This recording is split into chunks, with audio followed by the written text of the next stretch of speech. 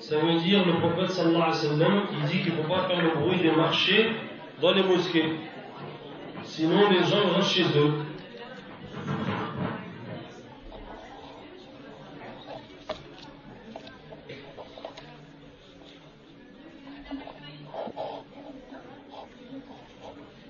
طيب.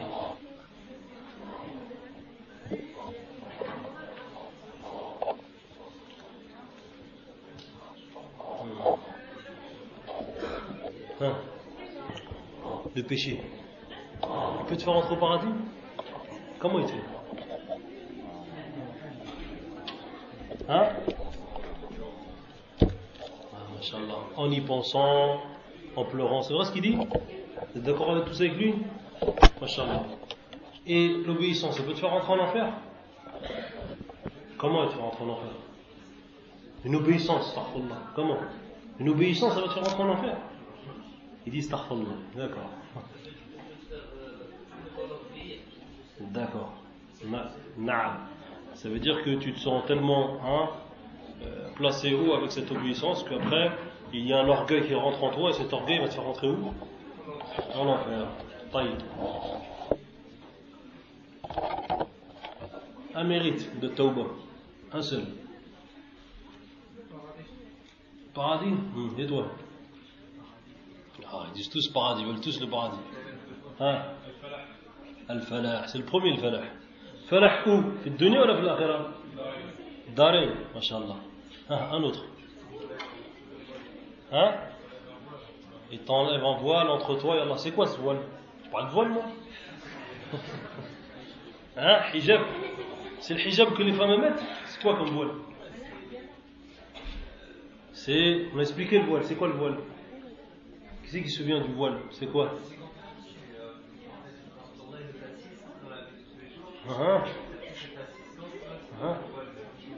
Voilà, quand elle part et tu te sens solitaire, c'est quoi? C'est ce qu'on appelle le wahsha. Et le voile, c'est quoi? Le voile, c'est le hijab. Le pire des gens dans ces voiles, c'est qui? Qui a dit Ibn al-Jawzi? Le pire des gens. Ça, on l'a pas dit ça. Si, on l'a dit ça, dans l'arabe. C'est ceux qui sont voilés et ceux qui ne savent pas qu'ils sont voilés. Qu'ils ont un voile, mais qui ne savent pas qu'ils sont voilés. Le mahjouboun.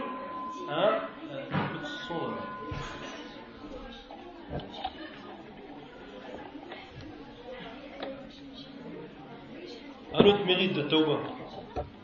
Qui c'est qui peut m'en citer un autre? Mahabbatullah. Had dalil. Dalil. Un autre. Encore.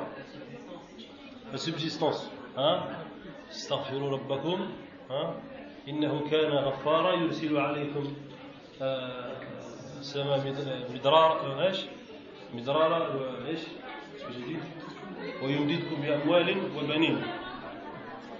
Bon, on va attendre un petit peu de calme, Inch'Allah, parce qu'on s'entend plus là.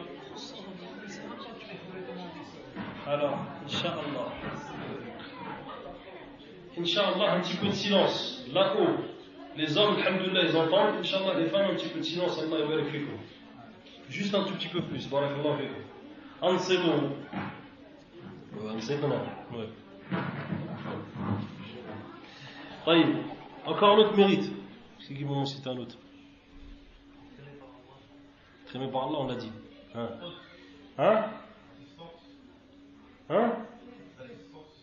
On l'a dit. On a tout cité? Non. Aïwa. Qu'est-ce qu'on a dit? On a dit qu'il y avait une divergence au sujet de ce sujet. Hein? Qu'est-ce qu'on a dit sur ça? C'est quoi la divergence? Voilà. Ou le plus connu qui est quoi?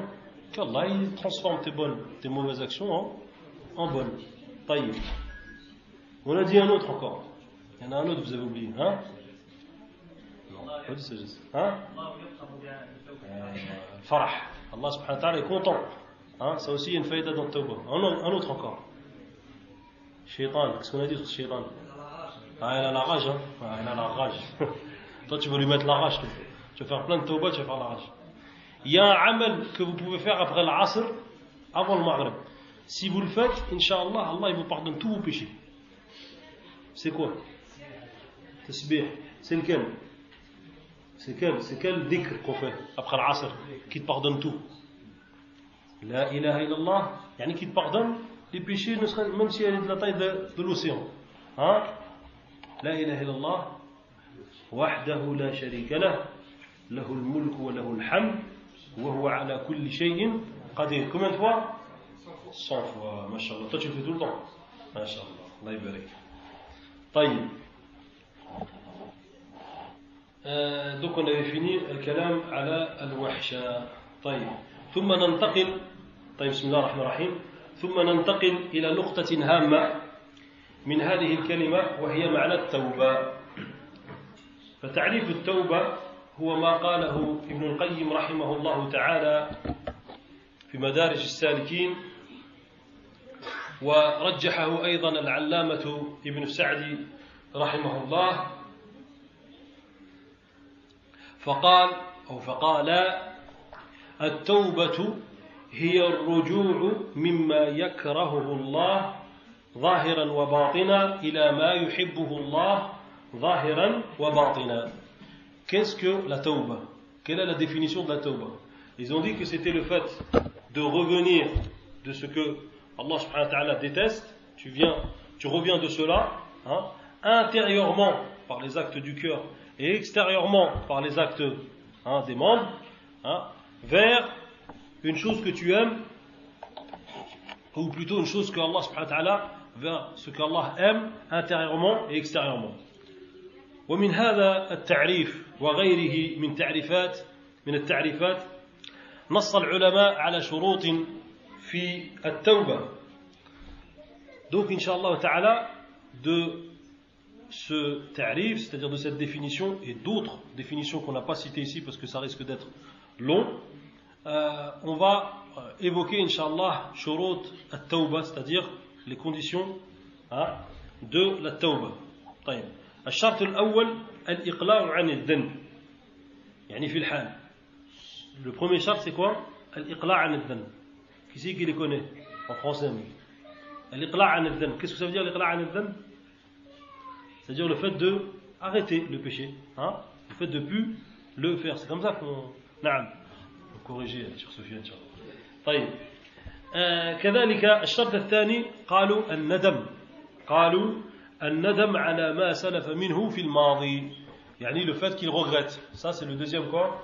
Ça c'est la deuxième condition. Le prophète alayhi salatu wassalam dit dans le hadith sahih, an-nadamu tawbah. Tu vas le connaître par cœur ce hadith. Répète-le moi ce hadith. Qui c'est qui le connaît ce hadith? Hein, qui c'est qui lève sa main? Qui connaît ce hadith? An-nadamu tawbah. Il y a deux mots, subhanallah. Ils sont simples les hadiths du prophète. Hein? An-nadamu tawbah. Hein, toi? Qui c'est qui le connaît le hadith? Qui c'est d'autre qui lève la main qui connaît le hadith? An-nadamu tawbah. Qu'est-ce que c'est le nadam? Le regret. Et tawbah c'est quoi? C'est repentir. Yani le regret est un repentir. Fahimtum? طيب. Ça c'est la deuxième condition, c'est le fait de regretter. طيب. La troisième condition, وهذا يكون بحسب التوبة وبحسب بحسب ما يقوم به القلب.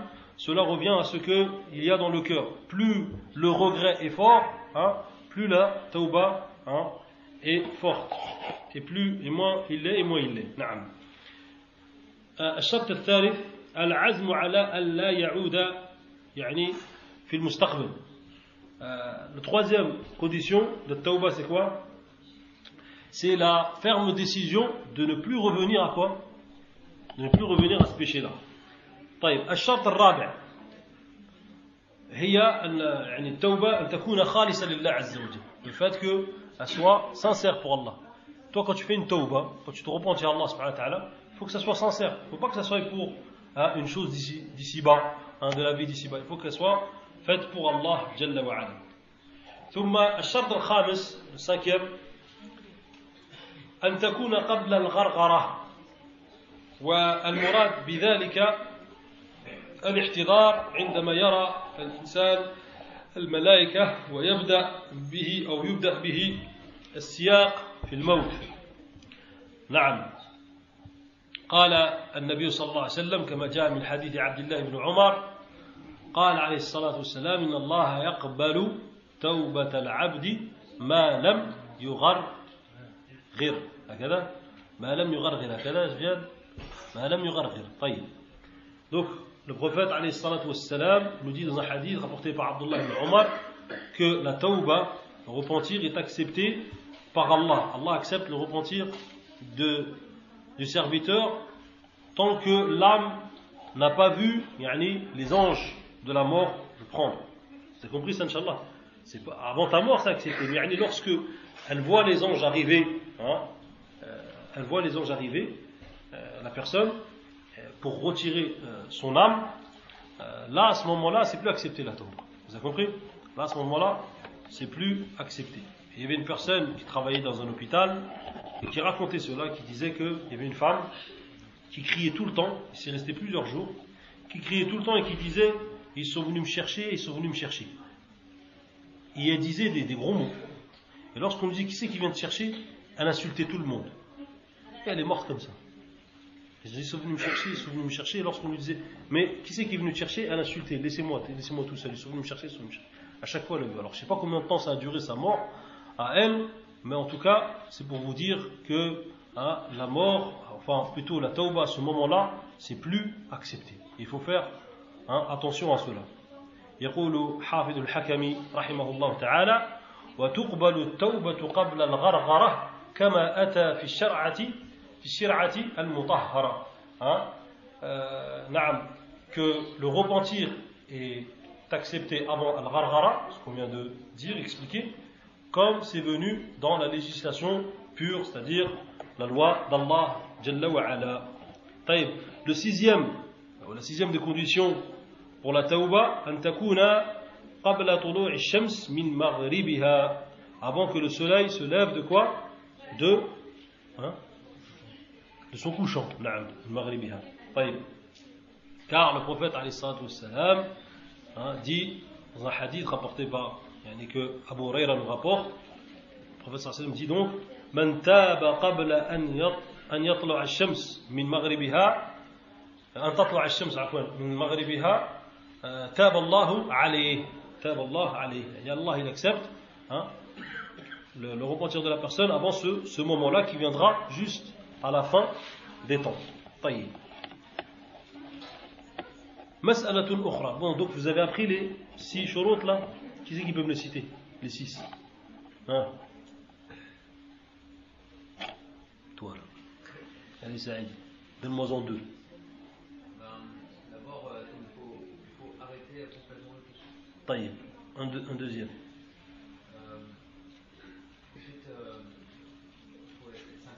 Faut être sincère.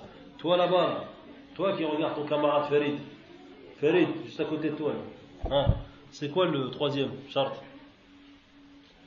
Il en a cité 2 là. Ça y est, il l'a dit, l'ikhlas. T'as pas suivi, t'as parlé avec ton. Yallah. Le premier c'est le fait d'arrêter, le deuxième c'est le regret. Le regret. Donc il y en a 3 là.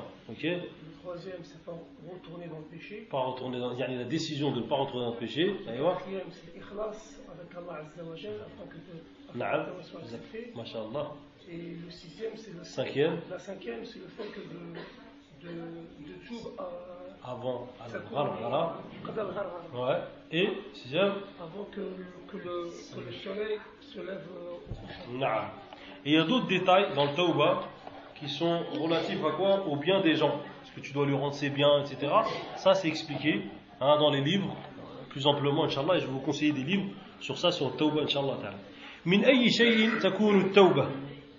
قال العلماء إن التوبة تكون من الذنوب الصغيرة صغيرها وكبيرها ولا بد للتائب من معرفة ما يتاب منه وهذا الأمر لا يكون إلا بالعلم وقد اجتهد العلماء في تقسيم التوبة منهم من جعلها أصولا وفروعا يعني وتحتها فروع ومنهم من قسمها باعتبار متعلقها ومحله أيضا ومنهم يعني محله يعني هل هو ظاهر أم باطن ومنهم من قسم الذنوب إلى كبائر والصغائر وهذا هو الأشهر قال ابن القيم رحمه الله تعالى وقد دل القرآن والسنة وإجماع الصحابة والتابعين بعدهم والأئمة على أن من الذنوب كبائر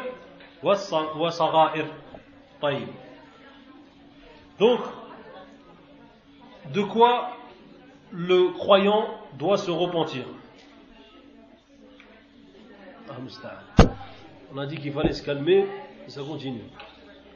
As-sukut, as-sukut, barakallahu fikum. Juste un petit peu de silence, Allah yabarak fikum. Naam. Donc, de quoi doit se repentir le croyant? Le croyant, il doit se repentir des petits péchés comme des grands péchés. Et il faut absolument que le croyant connaisse, ou il ait une connaissance de ce qu'il doit, de quoi il doit se repentir. Et que cette chose-là ne sera faite que par, ou plutôt, que par le biais de la science. Il faut qu'il sache de quoi se repentir, par le biais de quoi? Par la science. On va conseiller, Inch'Allah, des livres sur cela. Et les ulama, les savants, ont divisé les péchés. Certains voient que les péchés sont des bases, et ensuite, de ces bases-là, il y a des branches. D'autres y voient que c'est par les lieux et les liens qu'ont ces péchés-là. Ils vont les diviser sous cette forme-là. D'autres, par le lieu, c'est-à-dire, est-ce qu'il est intérieur, dans le cœur, ou est-ce qu'il est extérieur, par les membres. D'autres par les liens. Est-ce que cela est lié aux personnes? Par exemple, est-ce que c'est un péché qui est lié à Allah, ou un péché qui est lié aux personnes, entre eux, ou un péché qui est lié à lui-même. Et d'autres ont divisé cela, les péchés, en grands péchés et en petits péchés. C'est ce qu'on appelle al-kaba'ir et as-sagha'ir. Et c'est ce qui est le plus connu et le plus répandu auprès de tout le monde. Ibn al-Qayyim, rahimahullah ta'ala, nous dit que le Coran et la Sunna, ainsi que le consensus des croyants, des Sahaba, ainsi que des Tabi'in, c'est-à-dire les gens qui sont venus après les Sahaba, que tous les imams sont d'accord sur le fait que les péchés se divisent en deux. D'accord? Et qu'ils se divisent en quoi? En grands péchés et en petits péchés.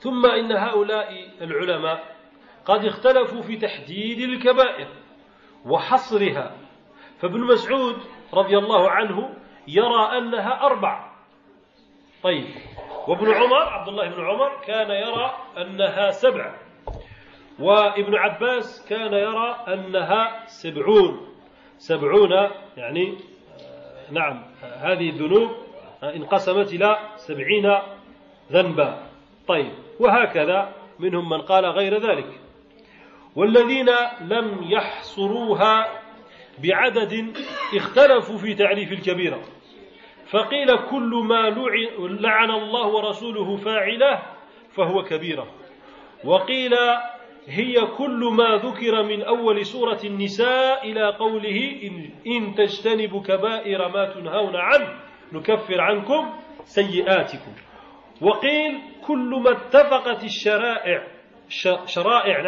على تحريمه فهو الكبيرة فهو من الكبائر وما كان تحريمه في شريعة دون شريعة فهو صغيرة وقيل غير ذلك والمقصود معرفة ما يتعلق بشيء من هذا الموضوع Taïb.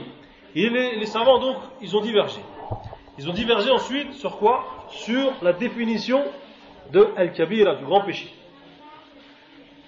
Ils ont dit, certains, ils ont dit que tout ce qu'Allah a maudit, ou son prophète sallallahu alayhi wa sallam a maudit l'acteur, cela est quoi?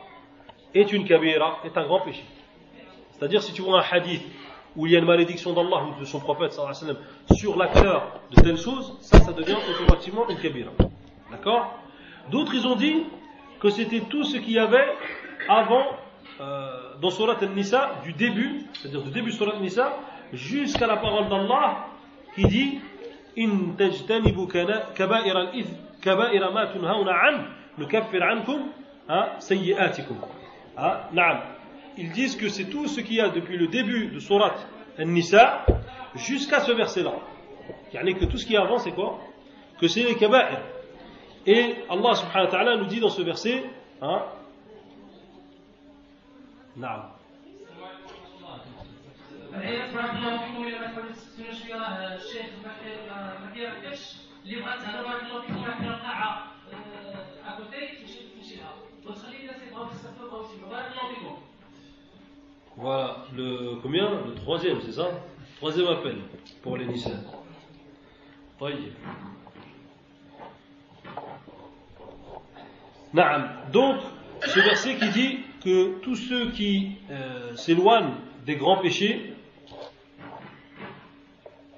Allah donc pardonnera en dehors de cela leurs fautes.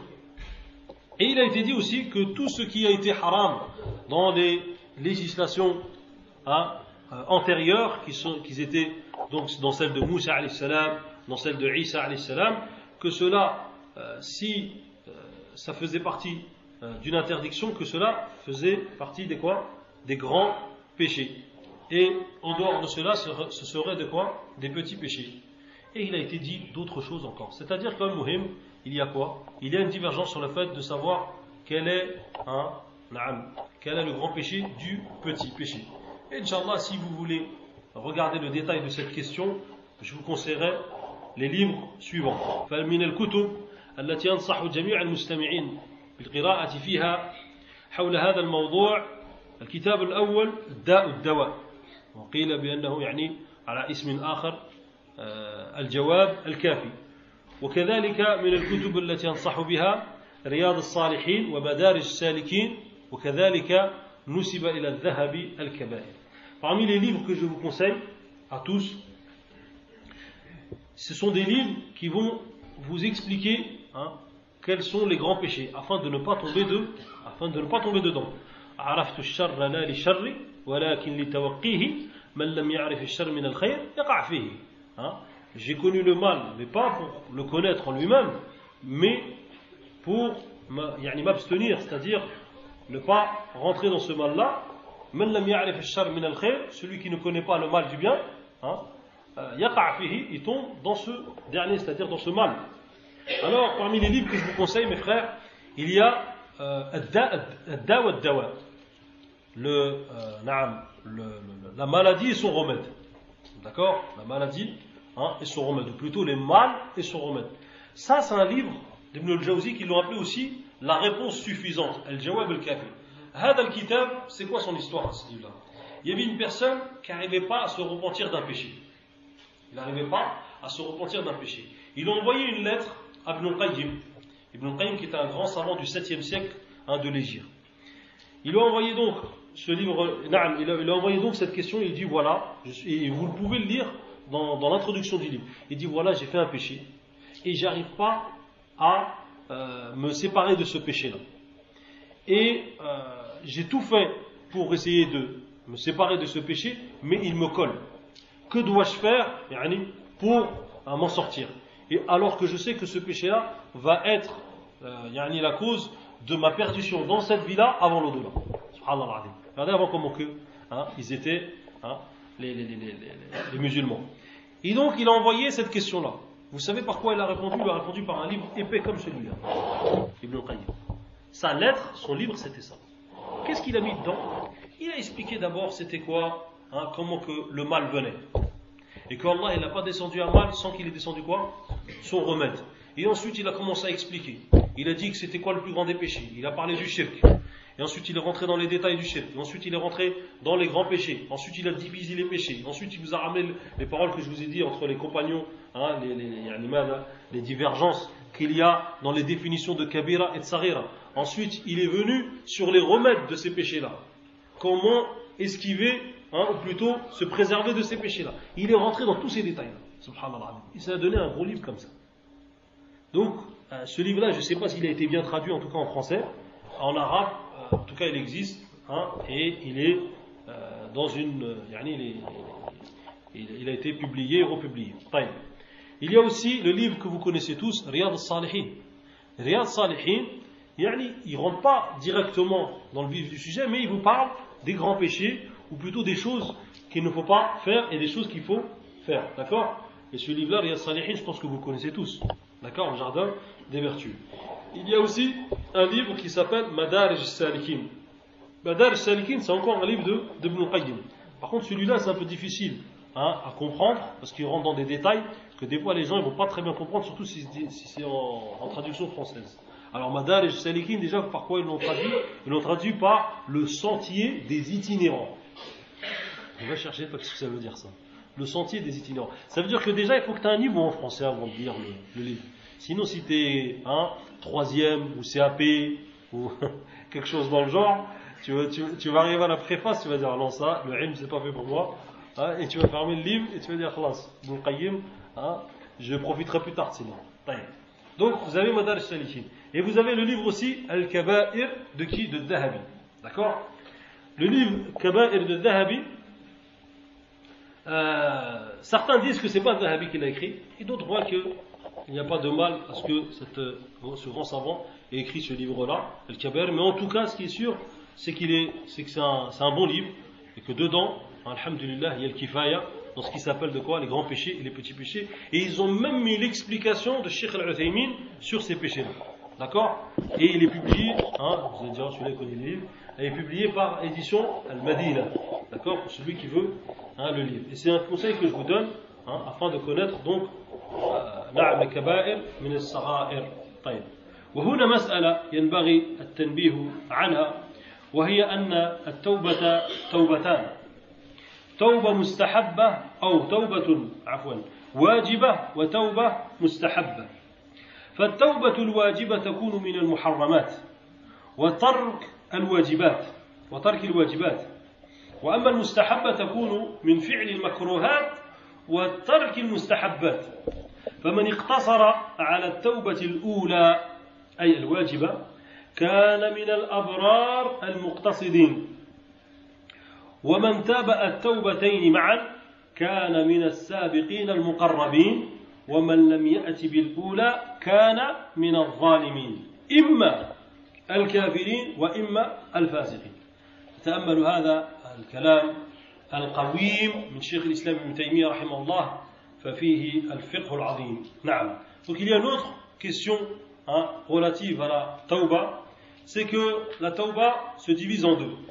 Il y a la tauba qui est obligatoire, d'accord? Il y a le repentir qui est obligatoire, et il y a le repentir qui est mustahab, c'est-à-dire qui est recommandé, et qui n'est pas obligatoire, qui est recommandé. Alors, l'obligatoire, la tauba qui est obligatoire, celle-là, elle se fait en délaissant les interdits, en délaissant les interdits, et تكون هذه التوبة من المحرمات وترك الواجبات, et le fait de délaisser les obligations. Et le mustahabba, la recommandée, celle qui est recommandée, celle-là, elle se fait de quoi? Du fait que tu as fait les makruhat, les choses qui sont non recommandées, d'accord, qui ne sont pas atteint le degré de haram, d'accord, comme le fait de trop rire.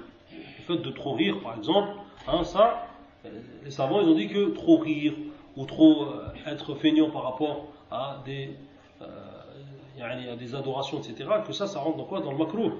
Et que il existe une tauba de cela, c'est-à-dire une tauba des choses qui sont non recommandées. et du fait d'avoir délaissé al-mustahabbat, c'est-à-dire les choses qui sont recommandées. Par exemple, tu sais qu'il y a 2 rak'at à faire, hein, après quoi? Après le maghrib, par exemple. Et bien, ça, tu le délaisses. Certains savants voient que tu dois faire une tauba de cela. Mais pas obligatoire. C'est pas obligatoire. Mais en tout cas, cette tauba, elle va te donner quoi? Il dit Cheikh l'Islam, elle va te donner le degré de rapprocher auprès d'Allah. Elle va te donner quoi? Elle va te donner le degré de pieux qui sont rapprochés auprès d'Allah. Tandis que l'autre, celui qui délaisse la tauba wajiba, alors soit il est kafir, ou soit il est quoi? Soit il est fasiq, soit il est pervers. Pourquoi? Parce que soit il délaisse tous les interdits, il délaisse, qu'est-ce que je disais moi déjà?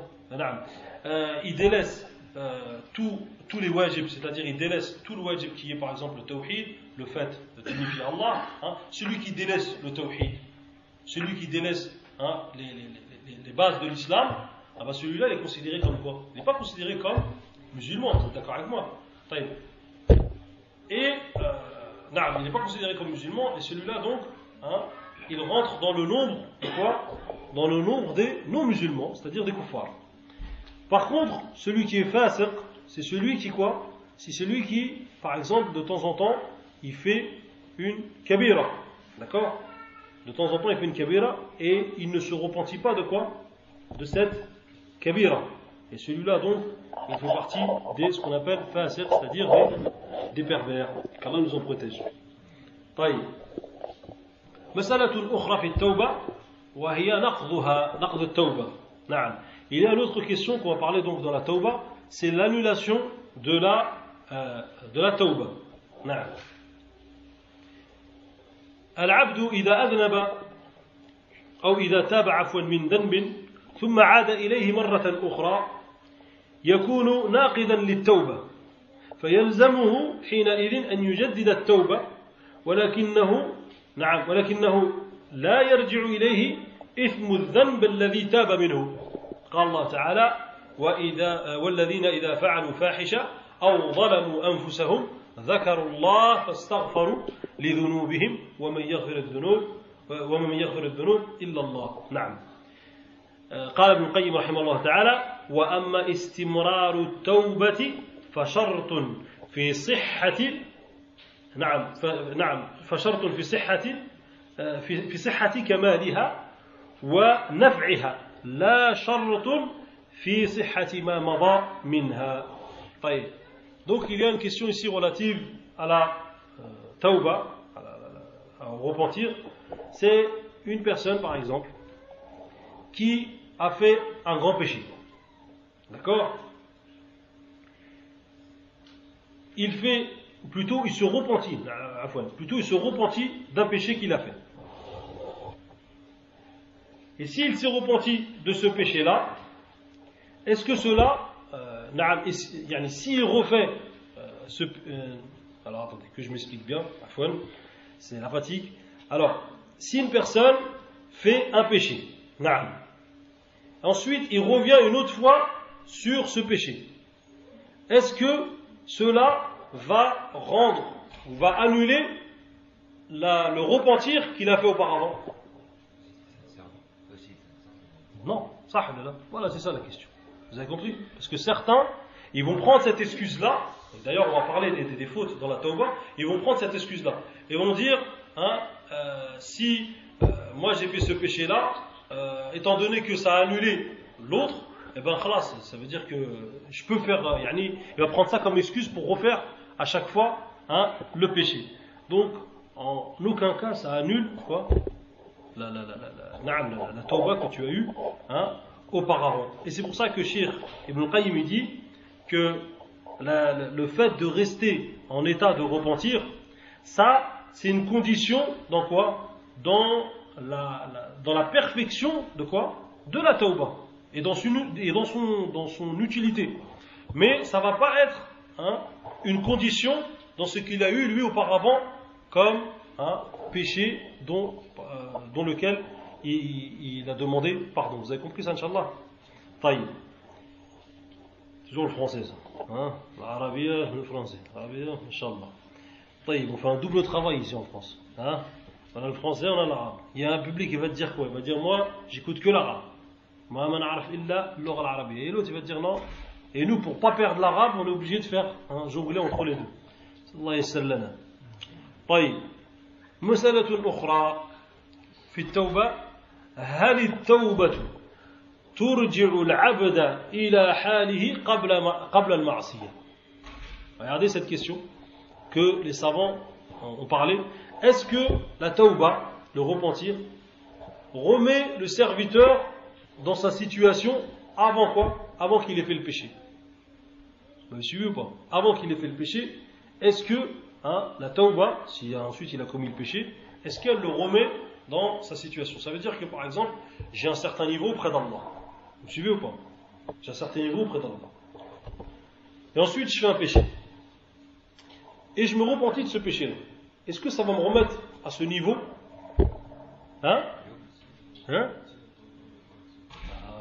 Ça c'est une question, vous savez, c'est une question où il y a eu un grand khilaf entre les savants, une grande divergence. Et Ibn Taymiyyah, rahimahullah ta'ala, il dit que cela va dépendre de son hal comme il était. Il se peut qu'après cette tauba, il est mieux encore.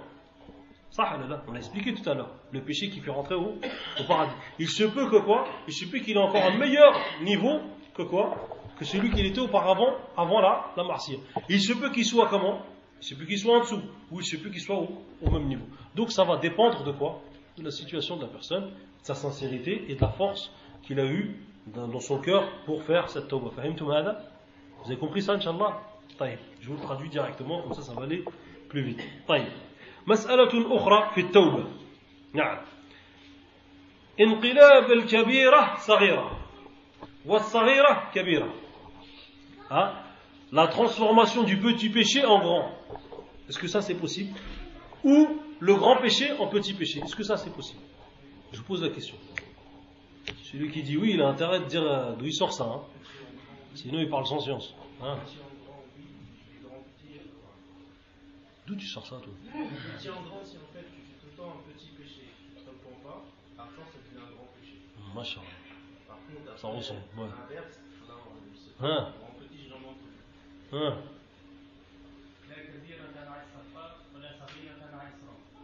نعم هذا قيل هذا نعم. Le frère Yani, il nous dit qu'il n'y a pas de. En fait, moi je parle de quoi? Je parle de carrément le petit péché, il devient grand, d'accord? Et le grand, il devient petit. Ça, Ibn al-Qayyim, il explique que c'est possible. Il explique cela. Il dit Ibn al-Qayyim, ومعناه أنه قد يقترن بالكبيرة من الحياء والخوف والاستعظام لها ما يلحقها بالصغائر. طيب والعكس ايش؟ بالصغيرة من قلة الحياء وترك الخوف وعدم المبالاة ما يلحقها بالكبائر. Le fait que toi, dans ton cœur, tu donnes pas d'importance à ce péché-là, comme il a dit le frère en arabe, le fait que tu donnes pas de l'importance à ce petit péché, eh ben cela le fait, l'amène à devenir quoi? À devenir un grand péché. D'accord? C'est comme celui qui, le vrai croyant, comme il a été dit, c'est un afar, je ne sais plus si c'est un afar, je me souviens juste de la parole, que le croyant, il voit quoi? Il voit ses péchés comme une montagne qui va lui tomber dessus. Et celui qui a moins de foi, il voit quoi? Il les voit comme une mouche qui sont sur son nez, qui se posent sur son nez. Vous avez compris ça, Inch'Allah? Alors plus toi, tu as de la peur que ce petit péché-là, ça c'est un signe de foi, les frères. C'est un signe de foi. Quand tu as un petit péché qui est là, qui est imprégné en toi, et que tu dis, il faut qu'il parte, ça c'est un signe de foi. Vous avez compris ça, Inch'Allah? Le pire, c'est celui qui n'accorde pas de péché, qui n'accorde pas d'importance à quoi? À ce péché-là. Naam. Et le fait qu'il ne lui donne pas de l'importance, en lui donnant de la grandeur à ce péché-là, eh ben, il va lui mettre quoi? Ce petit péché, il va lui donner la place de quoi? D'un grand péché. Qu'Allah nous préserve. D'accord? Et le contraire, le fait d'avoir un grand péché, d'avoir un grand péché, tu as ce grand péché-là, mais dans ton cœur, il fait quoi? Il ne fait que de travailler, de travailler, de travailler, jusqu'à le rendre petit. Naam. Donc mes frères, il faut bien comprendre que tout cela se joue sur quoi? Se joue sur des actions, ou plutôt des actes du cœur, des actions qui viennent du cœur, et qui sont sur les trois piliers de l'adoration qu'Inch'Allah on va expliquer: al-mahabba, l'amour, l'espoir et al-khawf. طيب. ننتقل إلى نقطة أخرى من هذه الكلمة وهي الأخطاء في التوبة. طيب. Là, on va parler d'autre chose dans cette conférence, Inch'Allah Ta'ala. C'est les erreurs. Les erreurs de quoi? Les erreurs faites par certaines personnes qui se reproduisent. Al-Oula, ta'jil at-tawbah, le fait de retarder quoi? Ton repentir. Tu as fait un péché et tu le retardes, tu dis plus tard. قال ابن القيم رحمه الله تعالى: المبادرة إلى التوبة من الذنب فرض على الفور ولا يجوز تأخيرها، فمتى أخرها عصى بالتأخير، فإذا تاب من الذنب بقي عليه توبة أخرى وهي توبته من تأخير التوبة، وقل أن يخطر هذه ببال التائب. سبحان الله العظيم. Alors qu'est-ce qu'il dit Ibn al-Qayyim rahmatullahi alayh? Il nous dit qu'il faut absolument que la personne se précipite vers quoi? Vers le repentir du péché. Pourquoi? Il dit que cela est une obligation, et que c'est une obligation qui doit se faire le plus vite possible, et qui lui est interdit de retarder cela, et que s'il retarde son repentir, il a certes désobéi à Allah par ce retard-là. Et il dit, et lorsqu'il va se repentir de ce péché-là, il faut absolument qu'il revienne encore avec un autre repentir, c'est le repentir du retard. Et qu'est-ce qu'il dit ensuite? Il dit, Ibn al-Qayyim rahimahullah, il dit وَقَلَّ أَنْ يَخْطُرَ هَذِهِ بِبَالِ التَّائِبِ. Et peu de gens, ou peu de personnes qui se repentissent, se souviennent de cette affaire-là, de cette chose-là. Subhanallah. Imaginez-vous. Ça veut dire que toi, tu sais que tu as fait des péchés, et tu sais que tu en as. D'accord? Eh bien, il est sûr qu'il faut qu'il y ait une chose, c'est toujours se précipiter vers quoi? Vers le repentir et ne pas le retarder. Car si tu le retardes, tu as deux péchés. Tu as le péché du retard et le péché de quoi? Le péché du fait le péché de ce péché-là. طيب. ومن الأخطاء أيضا في باب التوبة الغفلة عن التوبة مما لا يعلمه العبد من ذنوبه، وقد قل من يتفطن لهذا الأمر. قال ابن القيم رحمه الله: ولا ينجي من هذا إلا توبة عامة مما يعلم من ذنوبه ومما لا يعلم، فإنما لا يعلمه العبد من ذنوبه أكثر مما يعلمه. Subhanallah. Alors, il y a un autre problème, une faute que certains font dans Bab al-Tawbah, dans ce chapitre-là, le chapitre du repentir, c'est le fait d'être insouciant sur quoi? Sur les péchés que tu ne connais pas. Et vous savez que la personne, parmi ces deux A, dit Allahumma ighfir li ma qaddamtu wa ma akhartu wa ma asrartu wa ma a'lantu wa ma asraftu wa ma anta a'lamu bihi minni, anta al-muqaddim wal muakhir. طيب. وما أنت أعلم به مني وأستغفرك dans notre hadith وأستغفرك ما لا أعلم, et je te demande pardon sur ce que je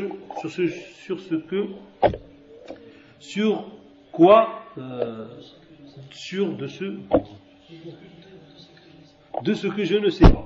D'accord? Donc il y a des péchés que tu ne connais pas. Il y a des péchés que tu ne connais pas. Ces péchés-là, il ne faut pas être insouciant. Et il faut demander toujours à Allah, parce que c'est venu dans les hadiths que quoi?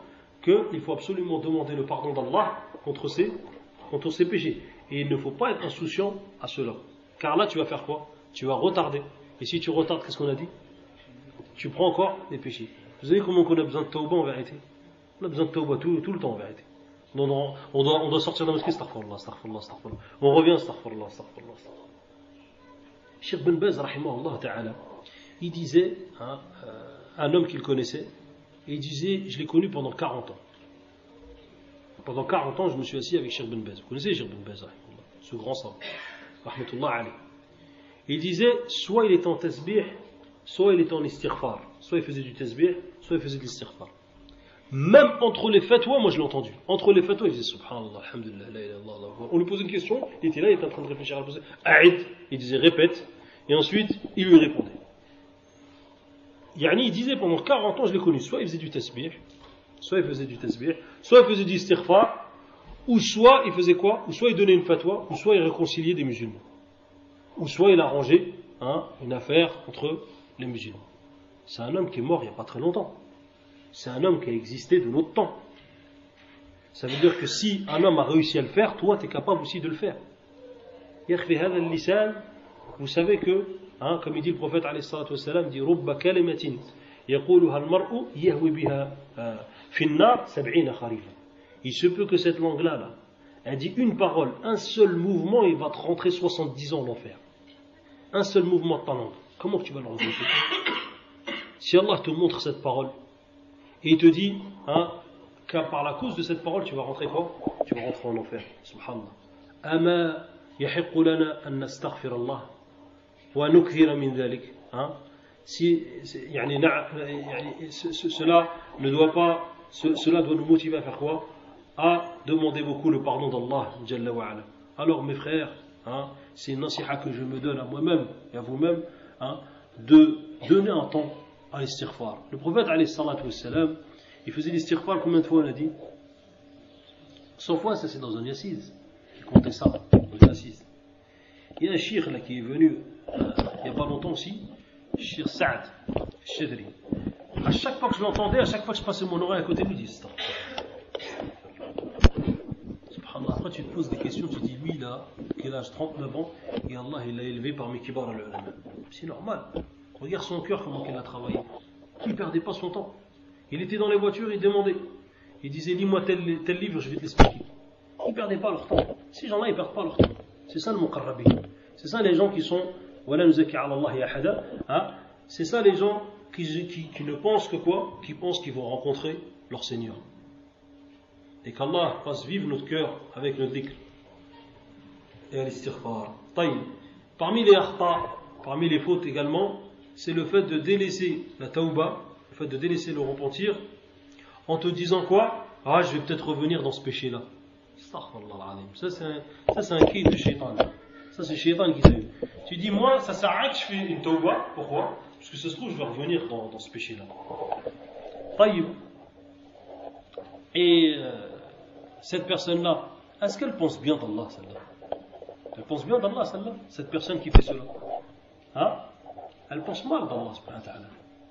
Elle pense mal, elle a une mauvaise pensée d'Allah subhanahu wa ta'ala.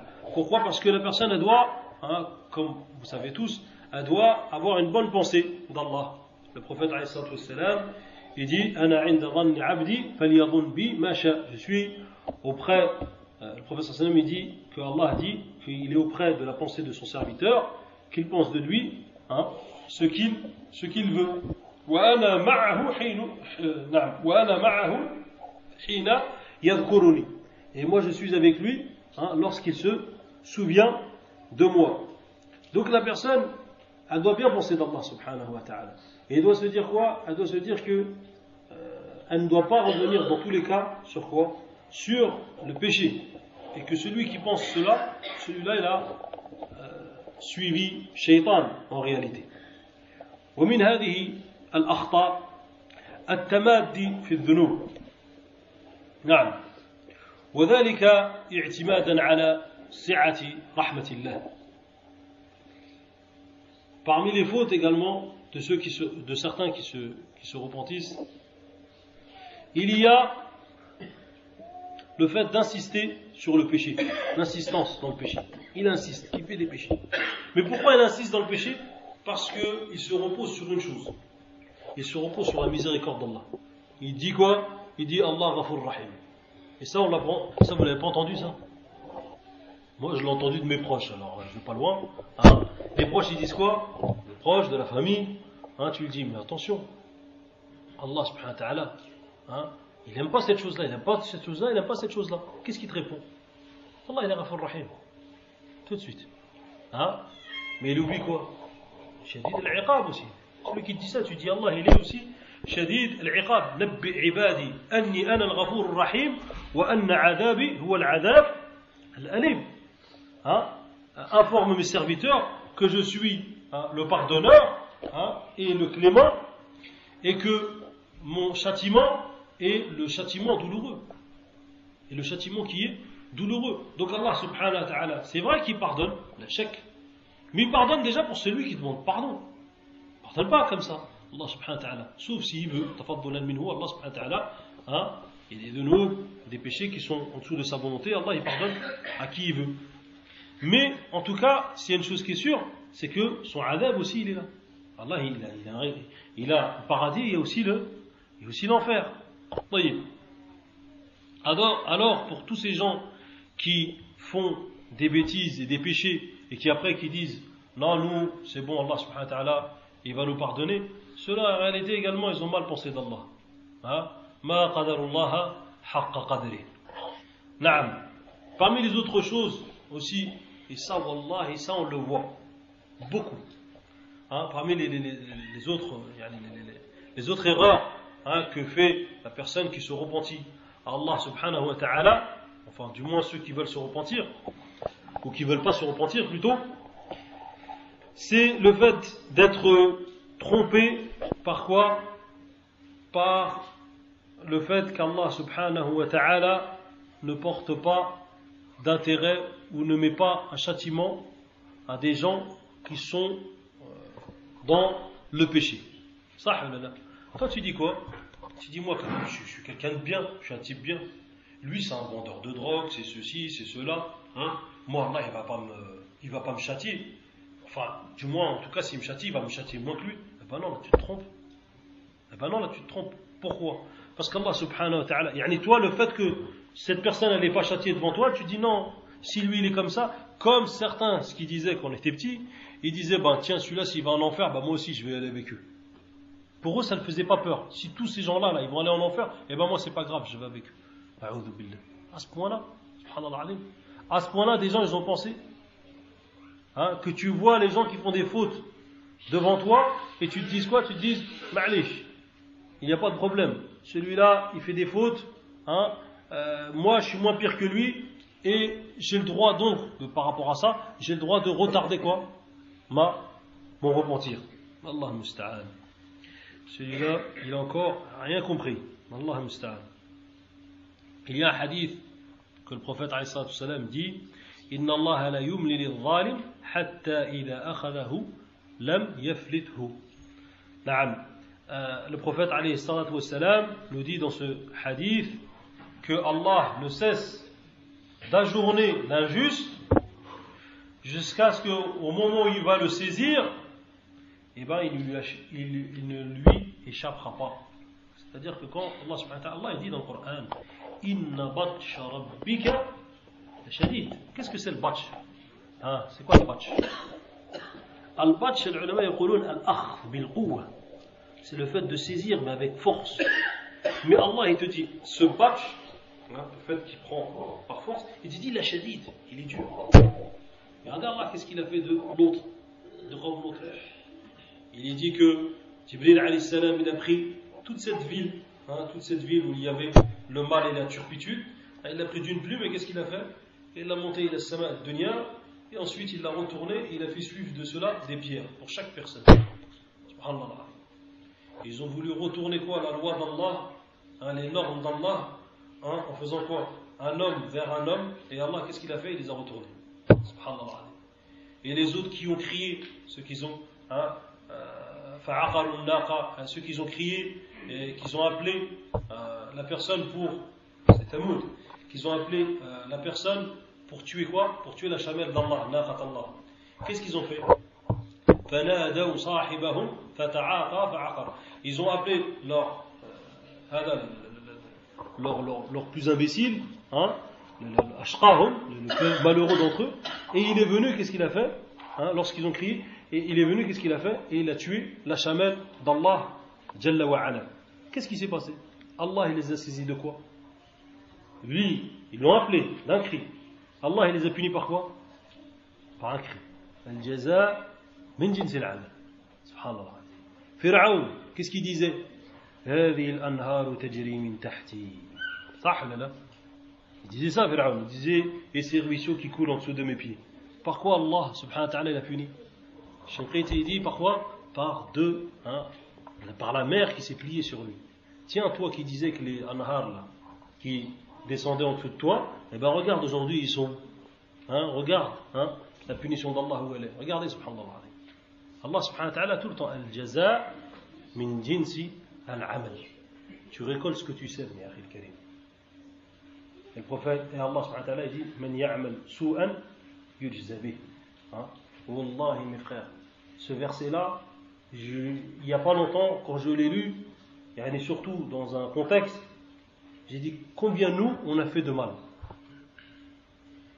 Et Allah il nous dit dans ce verset man ya'mal su'an yujza bih. Celui qui fait un mal, eh ben il sera récompensé pour ce mal. Allah musta'an. Combien de mal t'as fait toi dans ta vie? Normalement c'est une menace ça pour toi. صاحبي هذه الآية تجعلنا نستغفر دائما نتوب إلى الله عز وجل دائما الله المستعان qu'Allah nous pardonne. من يعمل سوءا يجزى به. Celui qui fait un mal il en sera récompensé. Et toi tu te réveilles, tu peux faire du mal. Tu t'es même pas souvenu d'Allah Azza wa Jal. T'es venu en retard à la prière du Fajr. Tu accordes pas d'importance à la prière à son temps. Tu viens, tu dis des paroles qui vexent des fois ta femme. Tu dis des paroles qui font du mal aux gens qui sont autour de toi. Et tu donnes pas le haqq, tu ne donnes pas le droit que chacun doit avoir autour de toi. Tu viens, tu souris jamais à tes parents. Tes parents, a'udhu billah, ils sont contents quand tu dégages de la maison. Quand tu sors de la maison, ils sont contents. Ils se disent, alhamdulillah, il est parti celui-là. Combien de gens, ils sont mauvais avec leurs parents? Ils insultent leurs parents, a'udhu billah. Combien de mal, combien de choses qu'on peut faire et on ne se rend pas compte de l'importance. Pourquoi? Parce que Allah musta'an, on est faible de foi. Qu'Allah nous pardonne. Parmi les autres choses, les fautes que font ceux qui se repentissent, al-qunut wal-ya's min rahmatillah, le fait de désespérer de quoi? De la miséricorde d'Allah. Mes frères, ça fait partie des plus grands péchés. Le fait de quoi? De désespérer de la miséricorde d'Allah subhanahu wa ta'ala.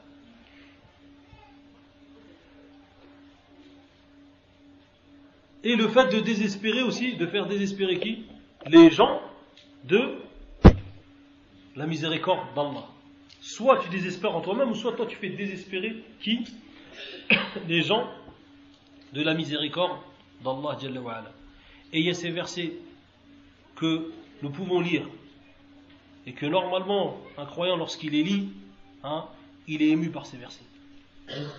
C'est la parole d'Allah lorsqu'il dit قل يا عبادي الذين أسرفوا على أنفسهم لا تقنطوا من رحمة الله. Il y a l'interdiction ici. Ne désespérez pas de la miséricorde d'Allah. قل يا عبادي الذين أسرفوا على أنفسهم. Ô vous, mes serviteurs, qui ont été, qui ont vraiment presque, c'est-à-dire gâché leur âme, gaspillé leur âme dans quoi? Dans le péché. قل يا عبادي الذين أسرفوا على أنفسهم لا تقنطوا من رحمة الله إن الله يغفر الذنوب جميعا. Allah subhanahu wa ta'ala pardonne tous les péchés. Allah subhanahu wa ta'ala, il pardonne tous les péchés. Et quelle grande bonne nouvelle. Lorsque tu lis ce verset-là, normalement tu dois être content. Tu dis c'est vrai que j'ai fait du mal, mais Allah, il a ouvert la porte. Il a dit Inna Allah yaghfiru dhunuba jami'a. Innahu huwa al-ghafur ar-rahim. Wa anibu ila rabbikum wa aslimu lahu min qabli an ya'tiyakum al-'adab thumma la tunsarun wattabi'u ahsana ma unzila ilaykum min rabbikum min qabli an ya'tiyakum al-'adab baghdatan wa antum la tash'urun an taqula nafsun يا حسرة على ما فرطت في جنب الله وإن كنت لمن الساخرين أو تقول لو أن الله هداني لكنت من المتقين أو تقول حين ترى العذاب لو أن لي كرة فأكون من المحسنين بلى قد جاءتك آياتي إلى آخر الآيات. نسأل الله عز وجل أن يغفر لنا ذنوبنا جميعا. نعم إخواني في الله. Donc le fait de faire désespérer les gens de la miséricorde d'Allah, cela est interdit. Et de désespérer toi-même de la miséricorde d'Allah, cela est interdit. Allah dit dans le Coran Ulaika ya'isu min rahmati wa ulaika lahum adhabun alim. Allah subhanahu wa ta'ala nous dit ce sont ceux-là, certes, en définissant des mécréants, en disant que c'est certes ceux-là qui ont désespéré en ma miséricorde, et c'est certes ceux-là qui auront un châtiment douloureux.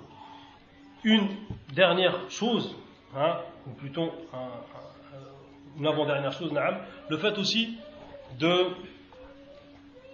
prendre comme preuve le destin. Ihtijaj bil qadar ala al-ma'siyah. Tu as fait un mal, tu as fait un péché, et ce péché-là, tu prends comme preuve le destin. C'est-à-dire, tu dis, par exemple, j'ai volé. Rabbi qaddar, j'ai volé. Vous savez ce qu'il a fait Omar ibn Khattab? Il y a une personne qui a dit ça. Il a dit quoi? Radiyallahu anhu. Omar ibn Khattab. Une fois, il y a un homme comme ça, dans son califat. Il est venu, lors de son califat plutôt. Il est venu et il a dit quoi? Il a dit, j'ai volé. Qu'est-ce qui t'a amené à voler? Le qadar. Il a dit, taïb, c'est le qadar aussi, je vais te couper ta main. Il dit, taïb, c'est ça le qadar. Toi, tu prends ça comme preuve, moi aussi je vais prendre ça comme preuve pour te couper la main. Donc mes frères, le fait de prendre comme preuve le destin, cela n'est pas une chose, plutôt c'est une faute dans le chapitre de quoi? De la Tawbah. Et il y a une autre chose, ça de toute façon, l'ihtijaj bil qadar ala al-ma'siyah, Cheikh l'Islam il dit bi ijma' al-muslimin la yajuz, c'est-à-dire par le consensus des savants, cela est interdit, et ça c'est une longue parenthèse qu'on n'a pas envie de trop élaborer ici. Une autre chose aussi, une autre faute que font beaucoup de gens, qillatul inaya bit ta'ibin. Ikhwani fillah, النبي صلى الله عليه وسلم يقول الراحمون يرحمهم الرحمن يرحم من في الأرض يرحمك من في السماء. On a dit tout à l'heure le hadith que les gens qui sont cléments envers les autres, Allah subhanahu wa ta'ala sera clément envers eux. Et Allah il dit dans le Coran وتعاونوا على البر والتقوى ولا تعاونوا على الإثم والعدوان. Et Allah il dit aussi dans le Coran وتواصوا بالحق وتواصوا بالصبر. Pourquoi je mentionne cela? C'est qu'il y a des gens, ils ne veulent pas que les autres, ils se repentissent. Ya akhi. Ibn Taymiyyah, rahimahullah ta'ala, il dit que cela fait partie du plus grand fiqh, c'est-à-dire de la plus grande science, de faire revenir les gens vers Allah, avec la tawbah. Il dit que ça fait partie du plus grand fiqh. Wallahi, ikhwan, il y a 2 semaines, il m'était arrivé une chose, al-muhim. Une personne m'a appelé au téléphone. Elle m'a dit, voilà mon frère, je t'appelle, mais tu ne me connais pas. Mais on m'a dit de t'appeler pour te demander un conseil.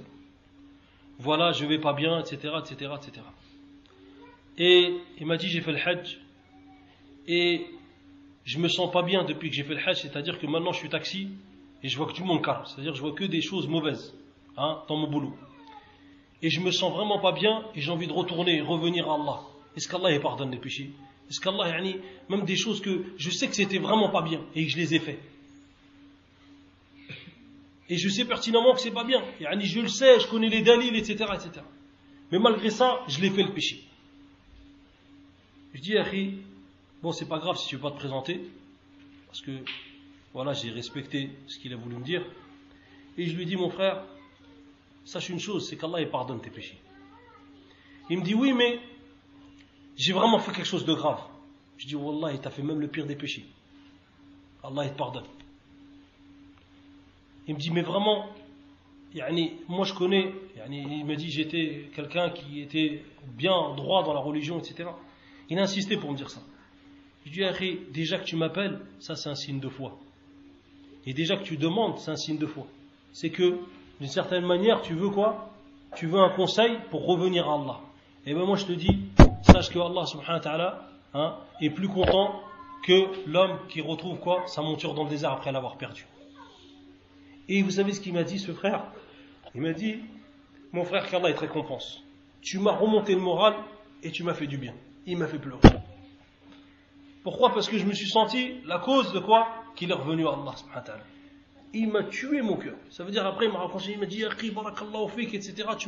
Tu m'as remonté le moral. Moi je pensais pas que c'était aussi grand et aussi fort. Peut-être Shaitan il était là, il lui disait désespère. Et wallah, que j'avais un problème et qui était grand le problème. Dans mes épaules, je l'ai oublié. Et je me suis mis à, ils me disent miauler. Subhanallah. Je me suis mis à pleurer par ce frère qui m'a fait vraiment du bien au cœur. Donc mes frères, essayez d'avoir vraiment cette rahma envers les gens qui veulent se repentir. Soyez pas mauvais. Quelqu'un qui veut se repentir, prends-le. Akrimuhu. Sois généreux envers lui et sois bon envers lui. Wallahi la'alla bihadihi tawba yaslahu khayran mink. Peut-être qu'avec cette tawba il va être mieux que toi. Peut-être qu'il va être mieux que toi et peut-être qu'il va rentrer dans le firdaus al-a'la et que sa tawba elle est mieux que la tienne. Et que toi t'aurais été la cause. Et celui qui a appelé à un bien, il est comme l'acteur. Alors mes frères, ceux qui appellent les gens à se repentir à Allah, soyez aussi vous doux avec eux. Vous avez compris ça, Inch'Allah? Soyez doux avec ceux qui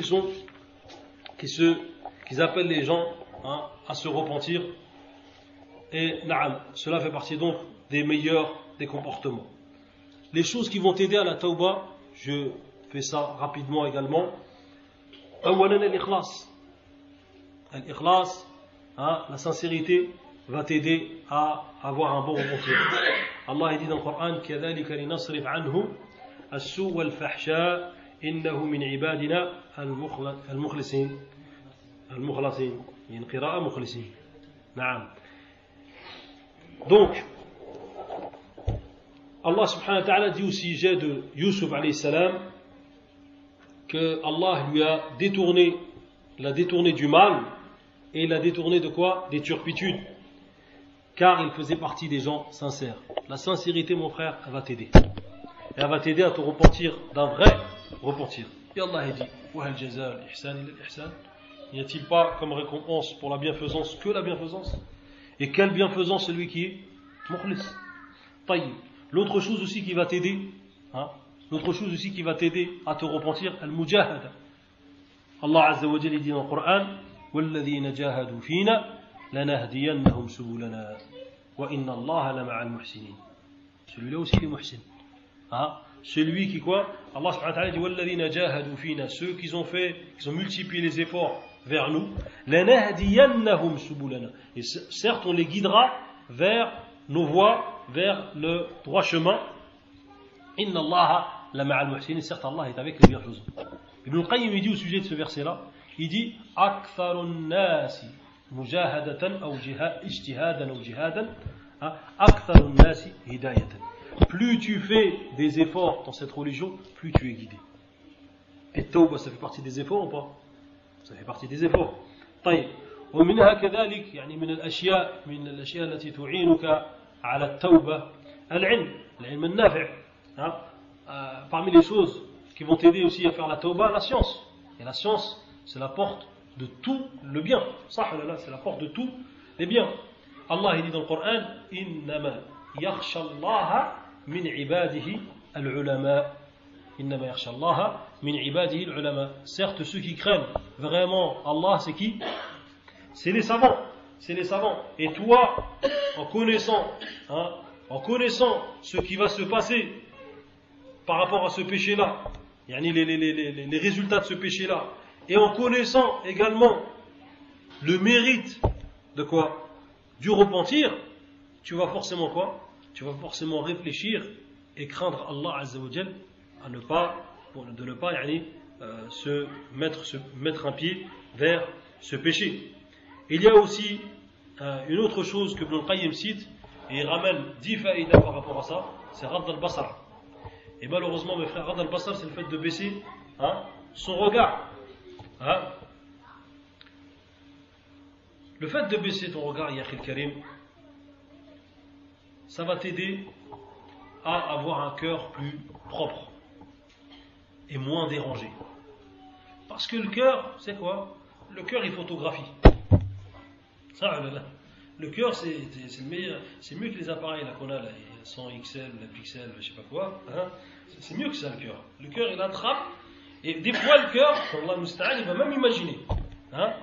Donc, le cœur, c'est une image, comme on dit, en 3D. Donc, mes frères, le regard, Ibn Qayyim, il a ramené 10 paroles qui prouvent le dégât du regard. Et l'utilité de quoi? De baisser ton regard. Et Allah, il a ordonné. قل للمؤمنين يغضون من أبصارهم. Le fait de baisser son regard, comme c'est venu dans Surat Al-Nur. Allah a ordonné donc aux croyants et aux croyantes de baisser leur regard. Pourquoi? Parce que cela dérange, comme on a dit, le cœur. Et plus ton cœur est dérangé, plus tu as du mal à quoi? À faire la tawbah. Moins il est dérangé, plus tu as de la facilité à faire quoi? Plus tu as de la facilité à faire de la tawbah. Faire la tawbah, le repentir. Le prophète alayhi salatu wassalam dit dans le hadith sahih, sahmun masmoum min siham iblis. Le prophète alayhi salatu wassalam nous dit que le regard est quoi? Est une flèche empoisonnée de qui? D'Iblis, de Shaitan. C'est quoi ce poison-là? Ce poison-là, c'est celui qui va aveugler ton cœur. La rouille qu'il y a dans le cœur. Ce qu'on parlait tout à l'heure, la rouille qu'il y a dans le cœur, elle vient de quoi? Elle vient de ces traces, de ces points noirs, comme sont venus dans le hadith du prophète alayhi salatu wassalam, et que si tu ne demandes pas le pardon, qu'est-ce qui va se passer? Il va se passer que ce cœur va devenir gris, jusqu'à devenir noir, jusqu'à devenir mort, qu'Allah nous en protège. Et parmi les dernières choses, plutôt la dernière chose, c'est le fait, كما قال بعض العلماء, إصلاح الخواطر, إصلاح الخاطر, le fait d'orienter tes pensées vers le bien. T'orientes tes pensées vers le bien. Ibn al-Qayyim, rahimahullah ta'ala, nous dit que cela aide à avoir un bon repentir envers Allah subhanahu wa ta'ala. Il dit وَاعْلَمْ أن الخطرات والوساوس تؤدي متعلقاتها فتأخذها الفكر فيؤديها إلى التذكر فيأخذها التذكر فيؤديها إلى الإرادة فيؤديها إلى الجوارح والعمل فتستحكم فتصير عادة فردها من مبادئها أسهل من قطعها بعد قوتها وتمامها. يعني le fait d'orienter ses passions vers le bien, c'est une chose, et même les suggestions ainsi que les pensées, le fait de les orienter vers le bien, c'est une bonne chose. C'est une bonne chose. Pourquoi?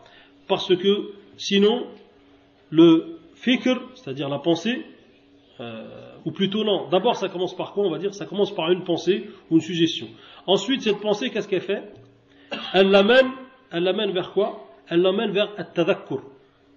At-tadhakkur, c'est le fait de s'en souvenir sans cesse, le fait de s'en rappeler sans cesse. Ensuite, le fait que ça trotte comme ça dans le cerveau et que ça ne s'arrête pas, ce tadhakkur, ce rappel, va l'amener à quoi? À la volonté de passer à quoi? À l'acte. D'accord? Et ensuite, cette volonté va faire quoi? Va faire bouger les membres. Et ensuite, ça devient alors une habitude, et le fait de fermer les mauvaises pensées et d'orienter ses pensées vers le bien, cela est plus facile au début que à la fin, lorsque le chemin est été déjà tracé. C'est à peu près ce que veut dire ici Ibn Qayyim avec une traduction de ma part.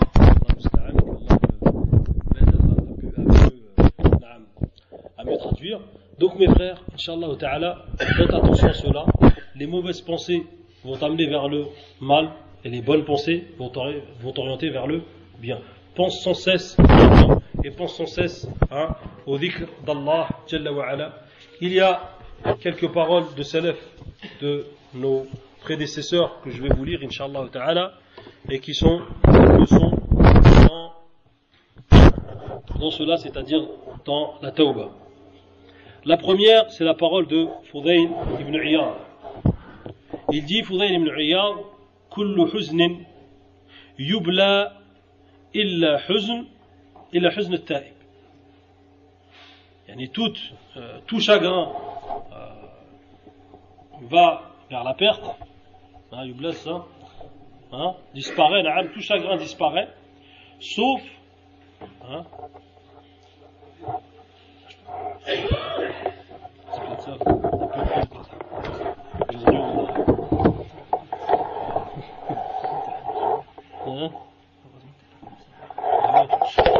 Là, allez, si on est en France. Alors, tout chagrin disparaît sauf le chagrin de celui qui se repentit. Subhanallah. Cette parole veut dire déjà que le chagrin, déjà, c'est une mauvaise chose. Le fait de chagriner, il demandait la protection d'Allah contre quoi?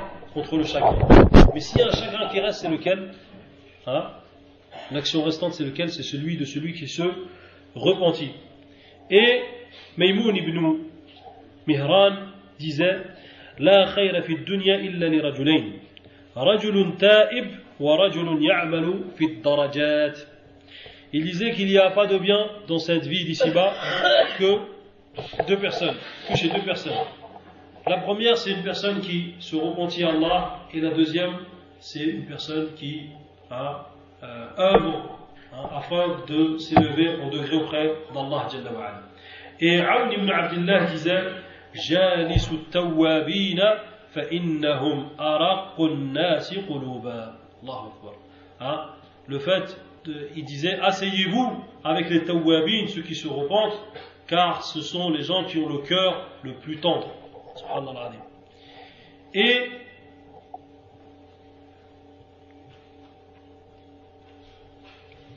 Hassan al-Basri disait: Inna al-rajul yadhnibu الذنب فلا ينساه وما يزال متخوفا منه حتى يدخل الجنة.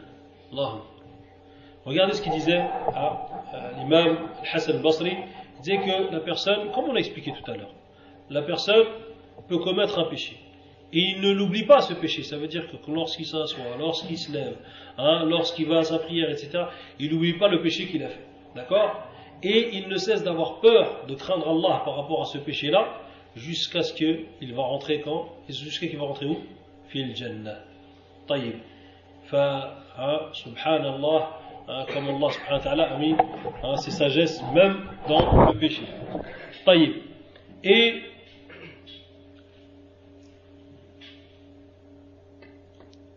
Abu Minhal, al-Minhal disait: ما جاور عبد في قبره جار خير من استغفار كثير.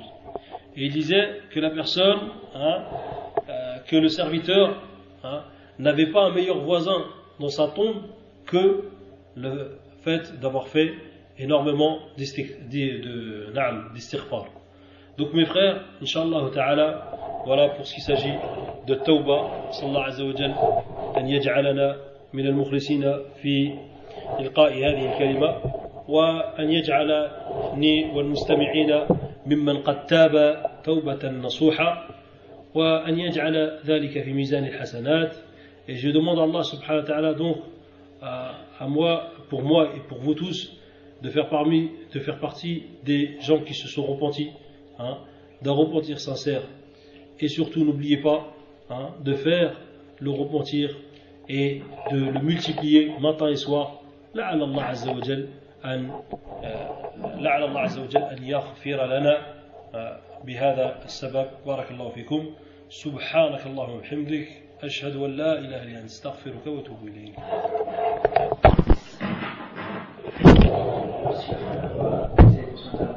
Là, on va vous laisser 10 minutes, une invitation qui est prête dans le couloir, histoire de dégoûter un peu les gens et puis de voir un petit truc là-dessus. On vous a invité les professeurs là-haut, il y a des sœurs et des responsables qui s'occupent